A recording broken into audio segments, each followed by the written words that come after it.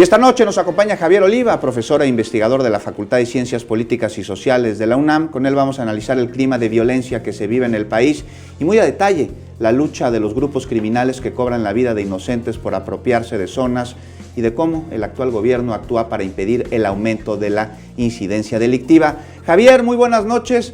Qué gusto recibirte aquí. Gracias por la invitación. En Capital 21, muy honrados de tu gusto. presencia. Javier, un país en el que criminales confunden a familias con niños, con otros criminales y los acribillan aunado al contexto que estamos viviendo en nuestro país, pues no estamos a un momento ya de verificar, de echarle un ojo al programa, al sistema y a la estrategia de seguridad en México. Sí, gracias, Juan.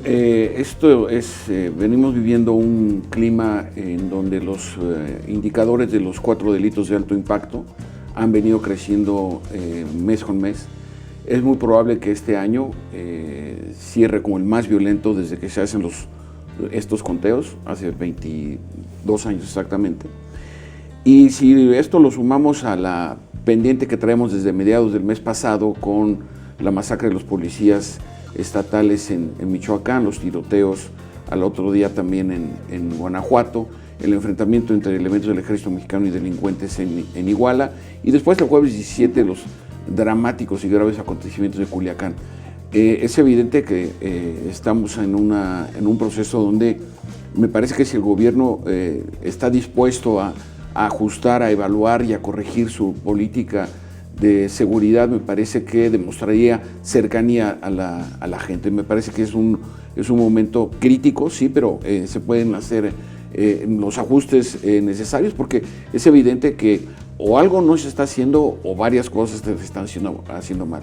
De hecho, hoy mismo leía que parte del gabinete de seguridad y defensa se fueron a Sonora, incluyendo al titular de la Secretaría de la Defensa Nacional, el general Luis Crescencio Sandoval, y al titular de Marina, el almirante Rafael Ojeda. Entonces, sí me parece que este tipo de eventos tan dramáticos, pues evidentemente lo que hacen pues generar un clima de incertidumbre, y desde luego yo no soy especialista en estos temas, pero es evidente que no fue una confusión. Es decir, nadie confunde a un niño con un adulto desarmado y después queman el vehículo y todavía esperan a que regresen otra parte más de la familia, que pudieron, desafortunadamente, fueron 9 muertos, pero pudieron haber sido más. Un lamentable suceso, y lo peor que venimos viendo, Javier, es el que haya habido niños involucrados. Sin duda alguna, todas las víctimas nos duelen, pero en el caso de los niños en particular, y que hayan muerto con esta hazaña, por supuesto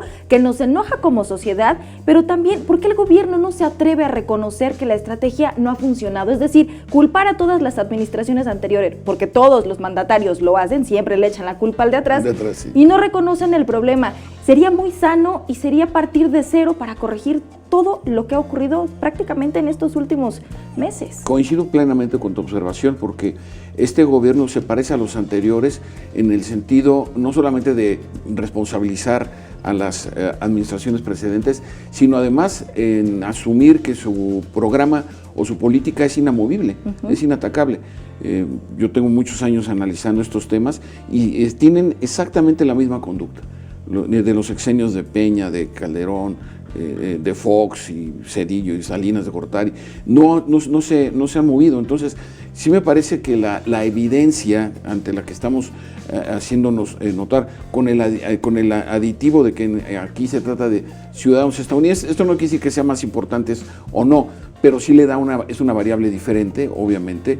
Esta propensión que ha tenido el presidente de los Estados Unidos para tratar de intervenir en nuestro país en materia de seguridad pública, pues en este momento tiene una avenida muy amplia en un evento muy dramático, y sobre todo que está en pleno proceso preelectoral en la búsqueda por otros 4 años en la Casa Blanca. Entonces este evento pues lo permite. Ahora, hace bien el presidente de México, López Obrador, en decir que este tema lo podemos resolver nosotros, pero ya varias veces el presidente de los Estados Unidos, incluso siendo presidente Enrique Peña, se acordaron de la frase aquella de los bad hombres, ¿no? De los hombres malos, que si no podíamos aquí, que él nos amablemente nos ayudaría, ¿no? Así es.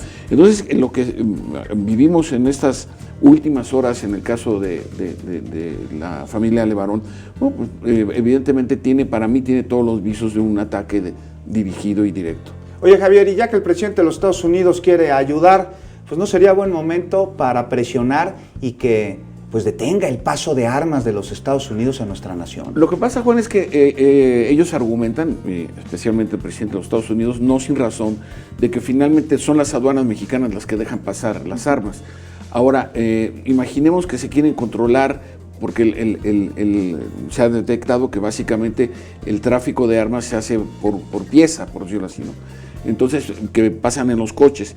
Imaginemos poner un control en la frontera, exactamente se haría un caos. Desde mi punto de vista, ya estamos... Permíteme decirte esto, ustedes también, entonces también son sus propias personas en las aduanas quien dejan pasar la droga hacia los Estados Unidos, entonces que no nos avienten la bolita bajo el mismo argumento. Exactamente, ese es el planteamiento que tendría que hacer el gobierno mexicano. Muy bien, entonces dejamos pasar la droga porque pues, ustedes son los que lo dejan pasar. Entonces, sí estamos en un momento, yo sí pienso, como bien apuntas, un momento crítico, y sí se requiere una revisión seria y a fondo. No tiene nada de malo, no es incorrecto, al contrario, que un gobierno reconozca que le está faltando hacer algo en materia de seguridad pública, muy sensato, y que se tiene que corregir.